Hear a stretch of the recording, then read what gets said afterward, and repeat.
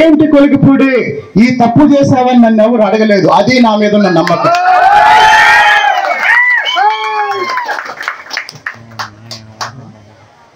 నా భార్య కమిషనర్కి ఫోన్ చేసింది, పద తెలుసుకుందాం పద అని. అది నా కుటుంబం, నా బలమే నా కుటుంబం.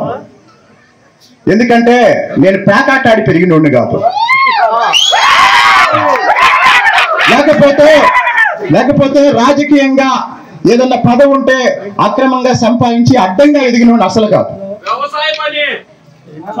నేను కూలి పని చేశాను, చదువుకున్నాను, అన్ని పనులు చేస్తాను.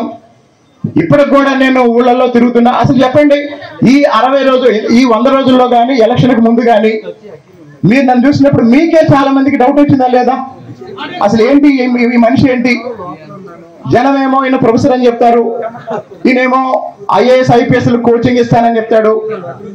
ఎక్కడికి వెళ్తే మురుగు కాలంలో దిగుతాడు, లేదా పంట కాలంలో తిరుగుతాడు. నేను ఒక విషయం చెప్తా, ఎన్నికలైపోయి ఫలితాలకు రాకముందే లక్షల రూపాయలు ఖర్చు పెట్టి పంట కాలువలు పొడికి తీర్చా. ఒక నిమిషం, అదంతా రైతుల కోసమే కదా.